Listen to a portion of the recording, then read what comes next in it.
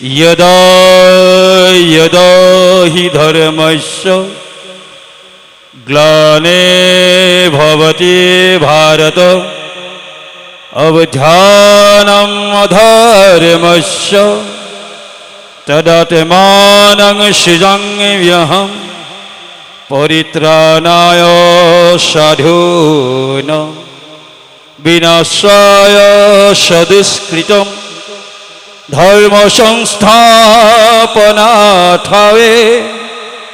संभवामि युगे युगे। এই শ্লোকটোত প্ৰভু ভগৱন্তই অৰ্জুনক কৈছিল যে মই তিনিটা বিশেষ কাম কৰিবৰ কাৰণে ধৰাধামত অৱতাৰ লৈছোঁ। এটা হৈছে দুষ্টক দমন, ২ নম্বৰ কামটো হৈছে সন্তক পালন, আৰু ৩ নম্বৰ কামটো হৈছে ধৰ্মক সংস্থাপন দিব লাগিব। এই তিনিটা কাম কৰিবৰ কাৰণে প্ৰভু ভগৱন্তই 4টা লীলা ৰচনা কৰিছে।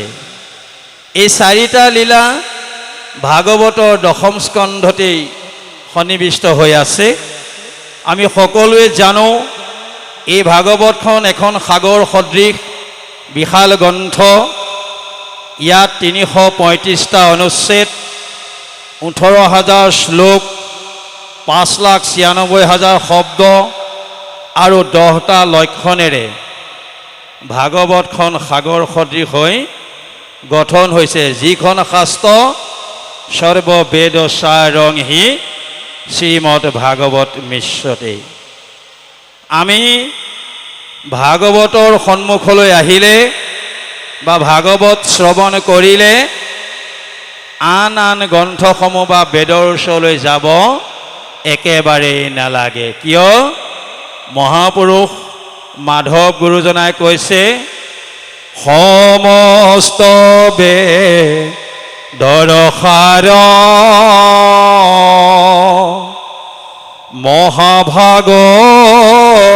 মহাভাগৱত শাস্ত্ৰ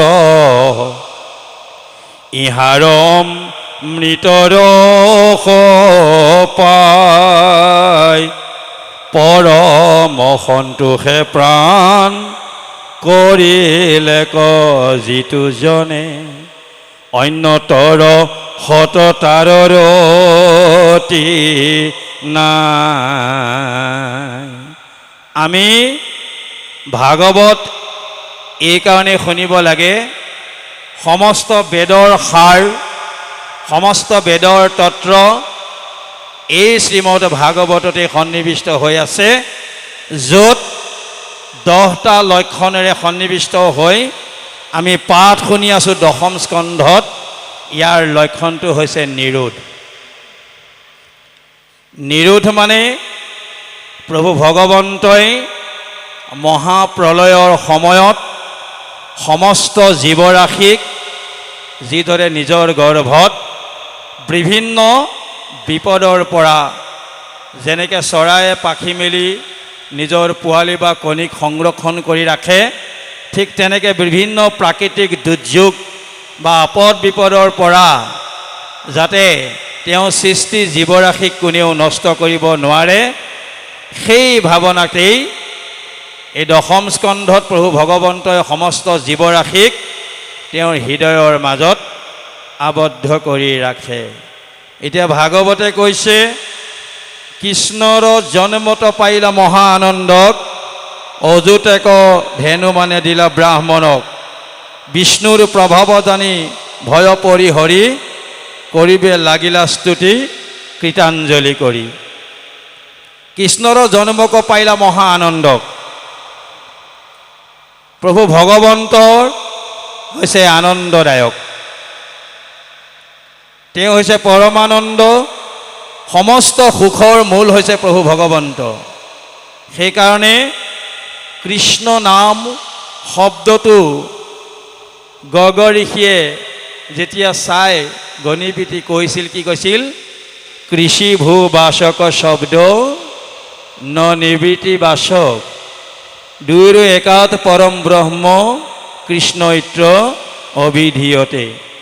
তাক মহাপুৰুষ মাধৱ গুৰুজনাই ঘোষাত কৈছে, কৃষ্ণ হেন শব্দ ইটো পৃথিৱী বাচক ভৈল, ন আনন্দত পৰ্বতয় দুইৰো এক পদ ভৈলে পৰম ব্ৰহ্ম ৰূপ কৃষ্ণ আনন্দ মাত্ৰ কয়। আমি যদি আমাৰ জীৱনত সুখ বা শান্তি বিচাৰিছোঁ, তাৰ আগত আমি আনন্দ বিচাৰিব লাগিব। এই আনন্দ বিচাৰিবলৈ হ'লে আমি সদায় ভকতৰ সংগত ভাগৱতৰ কথা শুনিব লাগিব। আৰু ভাগৱতৰ কথা শুনাৰ লগে লগে আমাৰ মনৰ যিমানবিলাক সংশয় আছে, সেই সংশয়বিলাক দূৰ হ'ব। যিসকলে প্ৰভু ভগৱন্তক সেৱা ভক্তি পূজা নমস্কাৰ কৰে, তেওঁলোকৰ ক'তো ভয় নাই। আৰু যিসকলে ভগৱন্তক সেৱা পূজা ভক্তি নমস্কাৰ নকৰে, তেওঁলোকৰ ভয় সদা সৰ্বদাই হৃদয়ত ৰতি হৈ থাকে। সেইকাৰণে আমি এই ভাগৱতৰ কি কাৰণে প্ৰভু ভগৱন্তই আমাৰ মাজত আহি জন্ম লাভ কৰিছে, তাৰ তিনিটা কাম হৈছে দুষ্টক দমন, সন্তক পালন আৰু ধৰ্মক ৰক্ষণাবেক্ষণ। এই তিনিটা কাম কৰিবৰ কাৰণে প্ৰভু ভগৱন্তই 4টা লীলা ৰচনা কৰিছে। এক হ'ল বৃন্দাবনী লীলা, 2 নম্বৰটো হৈছে মথুৰা লীলা, 3 নম্বৰটো হৈছে দ্বাৰকা লীলা আৰু 4 নম্বৰটো হৈছে কুৰুক্ষেত্ৰ লীলা। পৰম পুৰুষ ভগৱন্তই যেতিয়া জন্ম লাভ কৰিছিল, তেতিয়া দুষ্টবিলাকে ভয় কৰিছিল। কিয়? তেওঁ দুষ্টক দমন কৰিবৰ কাৰণে পৃথিৱীলৈ আহিছে। সেইকাৰণে এই পৃথিৱীত দুজনেই সৰ্বপ্ৰথমেই নিজৰ মৃত্যুৰ বাতৰি পাইছিল। এজন হৈছে কংস আৰু দ্বিতীয়জন হৈছে পৰীক্ষিত। পৰীক্ষিতে মৃত্যুৰ বাতৰি পোৱাৰ লগে লগে সন্ত মহন্ত ভকতসকলৰ আশ্ৰয় লৈছিল। কেনেকৈ মৃত্যুৰ পৰা পৰিত্ৰাণ পাব পাৰি, কেনেকৈ বিষয় বাসনাৰ পৰা পাৰ হ'ব পাৰি। কিন্তু দুষ্ট কংসই সেই মৃত্যুকেই আঁতৰাবলৈ চেষ্টা কৰিছিল, কিন্তু মৃত্যু কোনেও আঁতৰাব নোৱাৰে। ভাগৱতে কৈছে, যিদিনাখন আমি জন্ম লাভ কৰিলোঁ, সেইদিনাখনে আমাৰ পিঠিত পিছফালে মৃত্যুটো লিখা হৈ আছে। কৃষ্ণ।